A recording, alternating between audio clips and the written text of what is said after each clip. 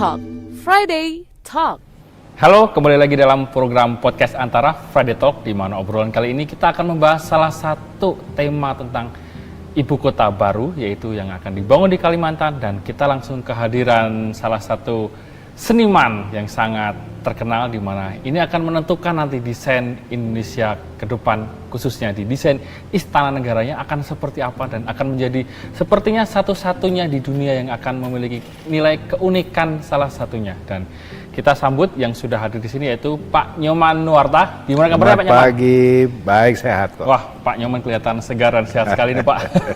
Pak, langsung aja nih Pak, kita Boleh. akan ngobrol nih Pak mengenai desain Istana Ibu Kota Negara yang baru nantinya. Khususnya desain istananya yang ternyata memiliki arsitek keindahan tersendiri Pak. Desainnya yang bagaimana merepresentasikan dari Indonesia yang mewakili ribuan suku ya Pak di Indonesia, yang akhirnya salah satunya di desainnya. Nah, ini boleh diceritakan Pak filosofi dari desainnya sendiri ini nanti Istana Negara di Ibu Kota Negara yang baru seperti apa Pak? Baik, begini. Saya mengambil bentuk Garuda yang kita sederhanakan gitu ya. Karena saya yakin orang Indonesia itu memahami Garuda, karena kebetulan lambang bangsa kita kan Garuda. Burung Garuda. Nah, kita sepakat itu kan. Dan juga kita lihat bahwa kita ini memiliki suku bangsa itu sampai 1.300 katanya. Luar biasa banyaknya itu kayak kita nggak hafal lah. Ya. Nah, kenapa saya ngambil Garuda itu? Di luar kebiasaan biasanya kan orang-orang ngambil rumah-rumah adat ya. Untuk mewakili representasi tiap daerah. Kan rumah adat itu yang menonjol kurang lebih ada 5, mungkin 10 rumah adat lah di Indonesia dari 1.300. Iya. Di samping itu kita membuat Istana Nusantara. Iya. Jadi seluruh harus mewakili. Ya. Kalau nanti salah satu saya pilih, misalnya gitu ya, kita pilih rumah Toraja, bagus-bagus itu, Padang atau Batak atau dari apa namanya NTT itu kan, atau Bali, nah Jawa, terus yang sekian ribu lagi itu dikemanain? Nanti merasa dominasinya ini. Betul, karena kita bukan membuat kantor gubernur. Yang mewakili daerah. Ya, daerahnya. Jadi kita ini secara nasional harus bahagia melihat bangunan itu satu dasar ya. Nah, saya berpikir cukup lama juga, ini kayaknya yang paling pas Garuda nih. Dan kenyataannya setelah kita pilih Garuda, hampir saya tidak dengar kemarahan dari suku-suku teman-teman kita gitu. Karena merasa ya kita sepakat udah itu ya. Tidak ada etnosentris. Nah, nggak ada itu. Dan juga sadar saya mendesain ibu kota, istana ibu kota yang harus dimiliki merasa sama gitu. Ya. Itu sehingga gejolak tuh nggak ada. Yang marah itu kan ada, yang bukan suku-suku itu. Suku, tapi lain lah. Kelompok lah ya Pak. Kelompok lah, kepentingannya berbeda. Karena begini. Mengerjakan istana ini adalah suatu pengalaman baru bagi bangsa Indonesia. Membuat suatu istana negara harus tampak Indonesia, kekhasannya begitu.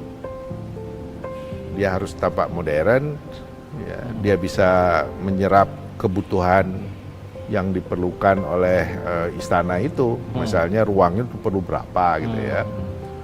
Nah, itu semua terakomodir dalam bentuk itu, bahkan berlebih. Jadi kantornya itu kantor presiden itu, yang khusus Garuda itu kantor presiden, dipakai kantor presiden. Itu malah di dalam gedungnya, di dalam perut Garuda tuh, di bagian sayap terutama itu ada tamannya. Oh, ada taman. Ada taman dengan pohon-pohon yang segala macam. Itu khusus ruangan presiden. Nah, itu jadi misalnya Pak Presiden pengen rapat di bawah pohon gitu, itu di dalam gedung bisa. Ada tamannya, ada nuansa hijaunya Pak. Dan gini, sekarang ini kan kita harus berpikir seperti ini nih, tempat saya ini kan dipenuhi dengan kehijauan. Kita kan sudah sadar lah, saya ini 33 tahun yang lalu loh ya sudah menanam pohon segala macam dengan kesadaran bahwa pohon-pohon tertentu itu kan bisa memproduksi oksigen cukup besar, misalnya bambu, apalagi itu pohon bungur. Betul. Ya. Nah itu karena kita pada saat itu kan uang nggak punya dan segala macamnya, yang kita paling kita yakini itu ya nanam pohon lah biar segar gitu. Kan waktu itu belum ada namanya solar cell. Tapi kita sudah, ini mertua saya sudah pasang kincir angin. Ya. Tapi kincir angin itu baterainya kan gede banget. Dan mahal. Misalnya 15 juta modalnya dulu itu ya. Terus itu kan baru bisa 500 watt. Tapi emang dari awal Pak Nyoman untuk diberi challenge untuk membuat green yang berbasis hijau, atau memang sebenarnya itu bukan challenge, memang saya begitu hidup itu. Bawaannya. Seperti Anda lihat di sini kan, ya. Mungkin, karakternya Pak Nyoman itu berarti ya Pak. Saya tidak Dekat bisa lepas, alam. ya. Saya tidak bisa lepas dengan hijau tadi itu. Dan kebetulan sekarang kan gema masalah green design itu kan baru-baru aja. Sedangkan saya berbicara begini sudah 33 tahun yang lalu ya. Kenapa? Karena saya terus terang belum menemukan pada saat itu teknologi yang bisa mengurangi efek rumah kaca itu. Ya. Saya lihat yang paling realistis buat saya yaitu tanam pohon sebanyak-banyaknya. Kembali ke alam ya berarti. Ya, ini kita punya pohon besar-besar tuh 3.000 loh. 4.000 loh. Udah pernah dicatat tuh pot 4.000. Ya belum termasuk pakis-pakisan atau pisang-pisangan itu ya, bambu. Ya, jadi kesombongan saya itu. Jadi jangan coba-coba melawan saya itu ngomong masalah meremehkan saya masalah green design. Saya sudah lama, dia mungkin belum lahir itu. Ya. Sekarang memang begini, untuk menghemat AC segala macam seperti ini gitu kan, kita nggak pakai AC. Sekarang kita di Bandung, di kamar saya itu pakai AC untuk mengatur kelembabannya aja. Ya, kadang-kadang kan lembab di Bandung itu karena rumah saya itu agak di bawah tanah gitu, permukaan tanah. Nah, coba ngatur itu. Selebihnya sudah nyaman. Ya, orang lain kepanasan, di tempat saya ini lumayan. Ya. Nah, kita berpikir untuk istana ini juga seperti itu. Bagaimana nanti kita bisa menghemat energi. Ya. Dan kita ketahui di sana tempatnya, daerahnya cukup panas. Karena apa? Itu kan ada Katulistiwa. Katulistiwa dan juga anginnya di sana kalau nggak salah ya, itu baru 7 knot. Jadi 7 knot itu kan antara iya dan tidak angin itu. Dan lebih banyak saya kalau kita lihat mati angin. Nah, sehingga agak lembab ya, dan di situ laut kan, pinggir laut gitu. Lautnya pun tidak berangin. Beda berarti, dengan di samudra gitu ya. Dari 12 bangunan ya Pak, 12 desain berarti. Dengan desain utamanya adalah burung Garuda yang merupakan istana negara. Bukan, itu justru kantor presiden. Kantor presiden. Istana depannya. Nah, dengan 12 bangunan ini yang dengan berkonsep green design dan bahkan melibatkan sekitar 70 ahli ya Pak. 70 ahli dari mulai arsiteknya, kemudian ada interior, ada landscaper, ada ahli sekarang itu entah ahli apa namanya ya, yang ahli green design lah gitu disebut tuh, ada semua. Berapa lama itu Pak merumuskan ini cukup panjang. Itu kan kita dinyatakan dipilih itu sebelum COVID. Setelah COVID ya? Sebelum COVID. Nah, sebelum COVID, setelah gitu COVID tiba-tiba ya. Kita berhubungan susah. Ya, hanya melalui Zoom gitu. Itu kurang lebih ya 1,5 tahun kali itu. Ya, kita terlibat itu. Tapi ya nggak bisa asistensi. Ya, karena soal istana ini kan sedikit banyak kaitannya dengan Pak Presiden. Ya, beliau setuju nggak dengan desain seperti ini gitu kan? Setelah 2 tahunan rasanya itu ya, cukup lama, kita baru ada kesempatan audiensi ya, untuk melaporkan ada perkembangan desain ini sudah sampai semana gitu ya. Kita ini. Nah, waktu itu saya dengan Pak Menteri PUPR, dengan Ibu Dirjen, terus disaksikan juga oleh Mensesnek itu menghadap Presiden dengan maket juga gitu ya. Yang sudah ada prototipe-nya. Betul, dengan video-video. Pak Presiden kebetulan sangat berkenan dan senang sekali ngeliat desain itu.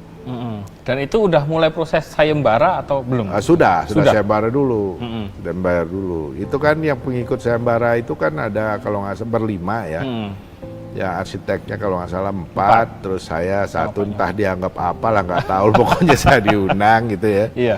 Nah, kebetulan arsitek juga seniman, Pak Nyoman juga seniman. Ya, makanya kan kadang-kadang orang lebih senang dipisah-pisah. Kalau saya tuh lihat sama aja. Iya.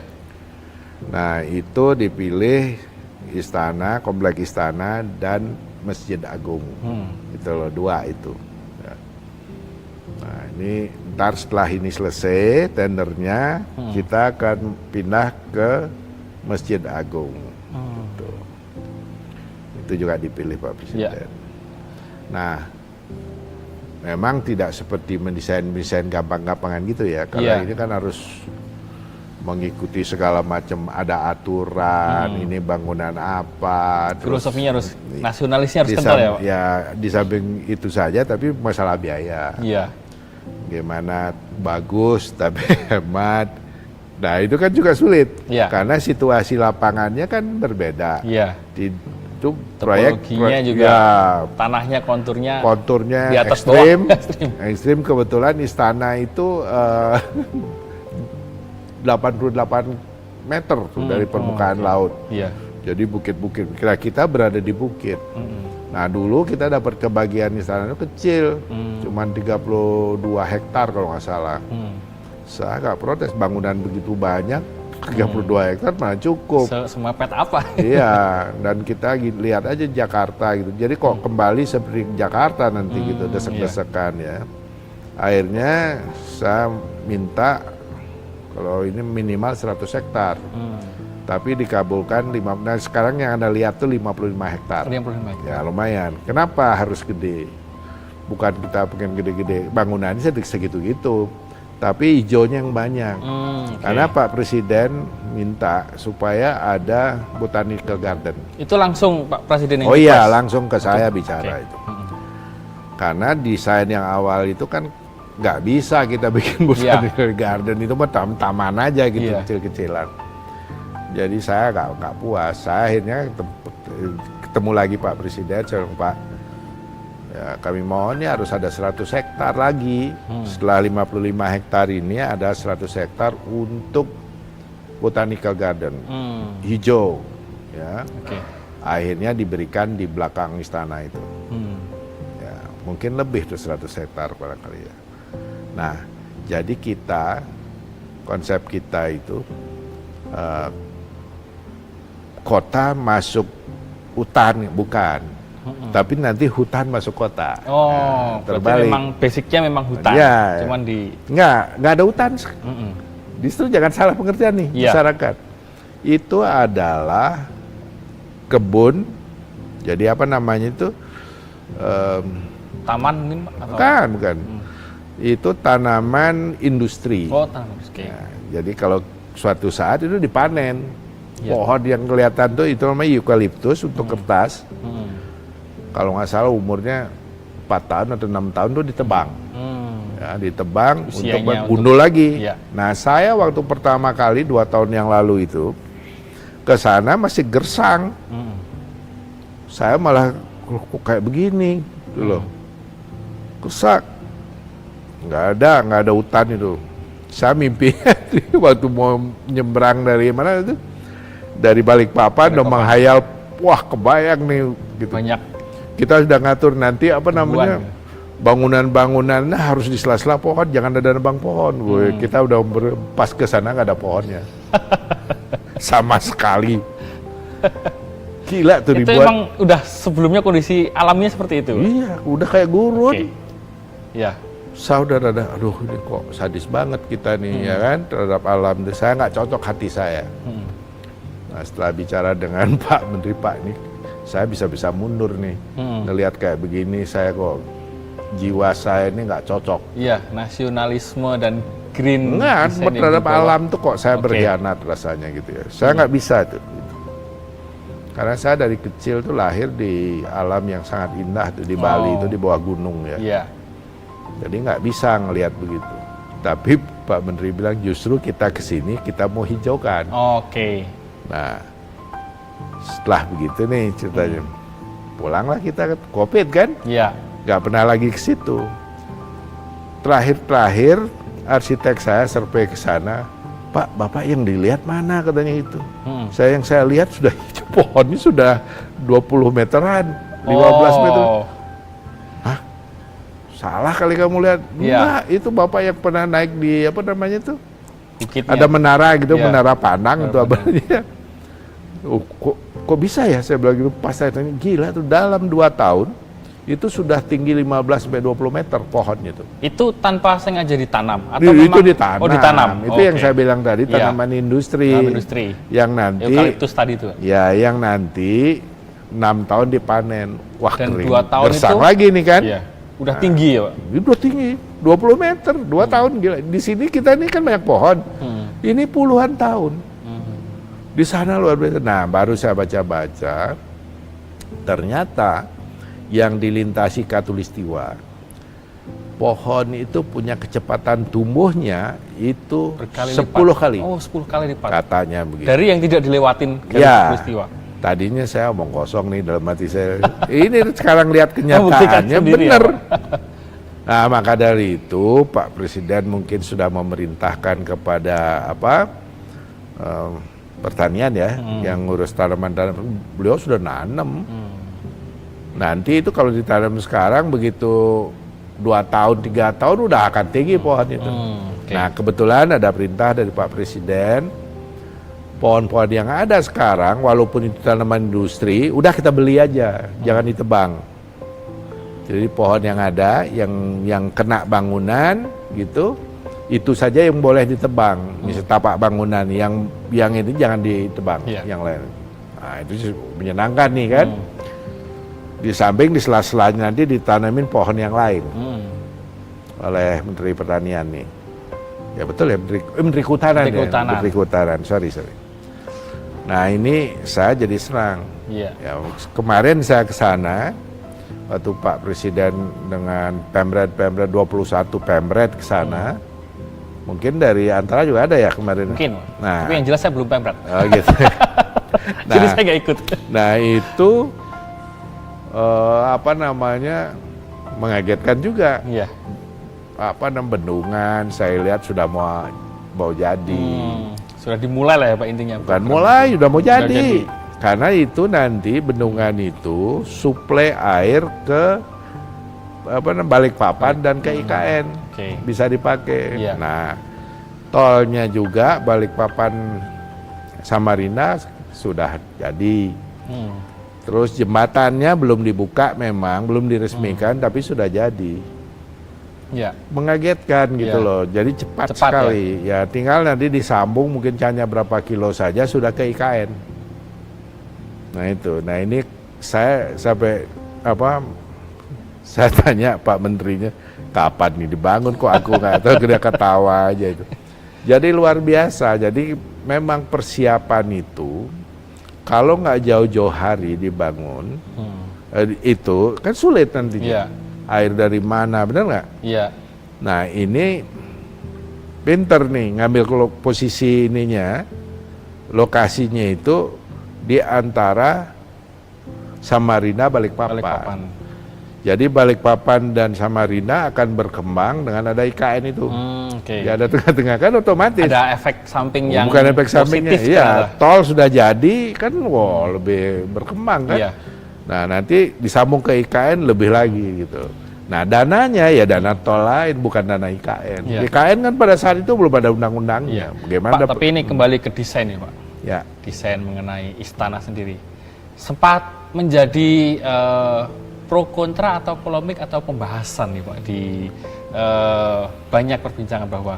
Tapi saya menilai justru ini mungkin uniknya ketika kok desain istana kok nggak ada sisi kolonialnya, di mana banyak sekali pilar-pilar. Kalau seperti penggambaran istana kan seperti contohnya White House mungkin yang sudah putih, gede, besar kan. Tapi ternyata ini lebih kepada desain yang nasionalis, di mana mengesampingkan hal-hal istana pada umumnya, tapi lebih kepada nasionalis persatuan. Kita milih desain Garuda kok untuk memang ini karena mewakili Indonesia seperti ini, dan tidak seperti istana pada umumnya, khususnya istana mungkin yang lebih ke barat lah Pak, desain barat yang mana istana itu ya seperti itu. Ini gimana? Memang kalau kita lihat di dunia itu sebagian besar istana itu mengadop dari kolonial. Ya. Kolom-kolom Ionian, Korintian menonjol sekali. Ya. Nah itu kan pengaruh dari Yunani, Romawi itu, yang menyebarkan kan Romawi, menyebarkan Romawi, tentara Romawi itu yang bawa kemana-mana. Iya. Nah kita sekarang kan bukan zamannya itu lagi. Betul. Zaman kita tidak menonjolkan keangkeran. Wibawa oke, tapi bukan keangkeran. Kalau kolonial dulu kita orang-orang tua kita boro-boro berani masuk istana kan. Nah ini bukan seperti itu. Satu gitu ya. Terus kemudian memang ada yang pro kontra, yang terutama arsitek-arsitek ya. Iya. Mungkin teman-teman itu ya kan memang ada kaidah-kaidah dalam maksudnya yang dibuat oleh Barat, bukan oleh kita. Betul. Kaidah-kaidah tuh kalau istana itu kurang lebih begini, begitu gitu ya. Apa betul begitu saya juga nggak tahu. Tapi dalam hati saya, seni apapun haruslah bebas. Iya.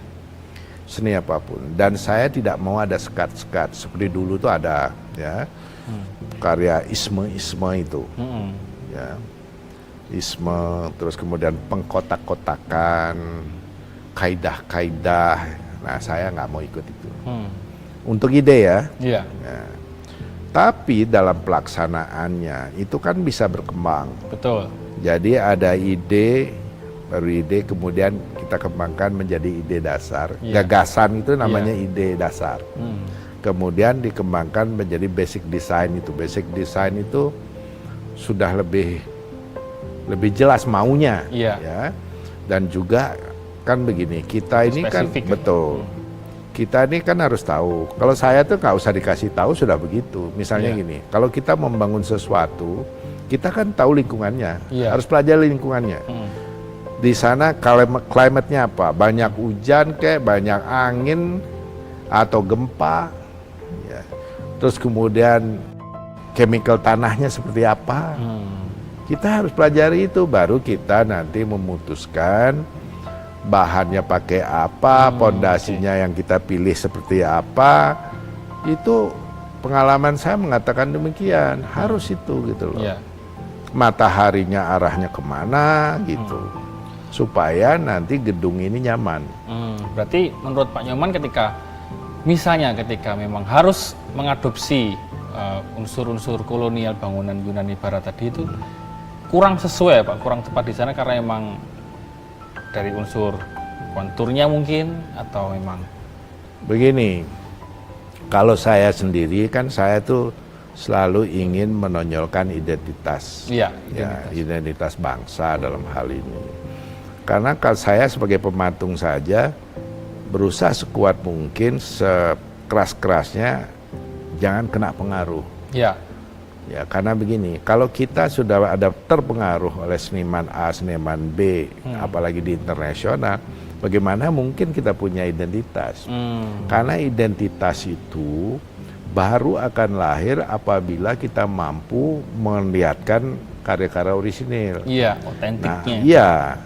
Nah, katanya kalau teori-teori itu semua mengatakan, misalnya anggaplah teorinya Freud gitu ya, tidak ada orang itu sama. Jadi kita dilahirkan berbeda, tapi yang membuat sama itu kita tuh sosial. Manusia kan bergaul. Apalagi sekarang ada medsos yang luar biasa, YouTube yang gampang aja mungkin kita bisa lebih dulu tahu orang di New York. daripada orang New Yorknya. Waktu di bom aja itu kan kita lebih Iya. banyak tahu dulu orang sana. cepatnya informasi Nah, dikirim. gitu. Itu artinya pengaruh itu akan luar biasa. Iya. Untuk menjadi murni orisinil sulit sekali. Iya. Apalagi terus kita belajar di sana. Iya. Sudah jelas itu pengaruh itu akan besar. Nah, kalau saya dulu waktu masih ya kuat lah gitu, bisa sebulan tuh keliling dunia kuat itu sama anak-anak sama istri kuat. Untuk zaman dulu nggak bisa lihat YouTube, nggak ada YouTube. Iya. Ya kan, saya keliling itu dari Eropa, New York. Kita lihat museum dan galeri, ada yang sama nggak dengan saya? Kalau ada yang sama, aku nggak mau. Iya. Itu caranya bukan, terus kita keliling, lihat-lihat, contek sana, contek sini. Mengadopsi yang mirip gitu Nah, enggak saya ya? nggak mau, justru terbalik, supaya kita nggak sama. Ya. Pengen tahu supaya kita nggak sama. Itu terbalik saya. Ya. Kalau sekarang gampang, ada YouTube, entah ada apa lagi, apa yang kita bisa lihat kan, cepat sekali. Tapi risikonya anak-anak kita ini terpengaruhnya juga luar biasa. Nah, nih terima kasih nih Pak Nyoman udah bisa ngobrol dengan kita di podcast Antara mengenai desain istana yang ternyata memiliki filosofi yang cukup kental ya Pak. Dan ternyata green design-nya itu memang dibuat khusus karena menyesuaikan idealis dari Pak Nyoman sendiri membawa green design sebagai arsitek dan juga topologi di Kalimantan sendiri ternyata memang sesuai untuk dikembangkan untuk jadi green design ya Pak. Dan kita ingin mendengar kabar bahwa semoga desain dari Indonesia ini nanti menjadi salah satu simbol yang cukup disegani oleh negara-negara lain Pak. Dan semoga cepat selesai Pak pembangunannya. Mudah-mudahan. Amin. Dan demikian Sobat Antara mengenai podcast kita kali ini dengan salah satu seniman yang luar biasa, karyanya sudah termasyhur di dunia. Dan mudah-mudahan nanti kedepannya bisa melahirkan hasil-hasil atau karya-karya yang menjual atau membranding Indonesia untuk lebih baik di dunia internasional juga. Dan demikianlah podcast kita kali ini, semoga bisa memberi informasi yang bagus untuk Anda dan nantikan juga kabar-kabar baik di podcast Antara selanjutnya. Dadah!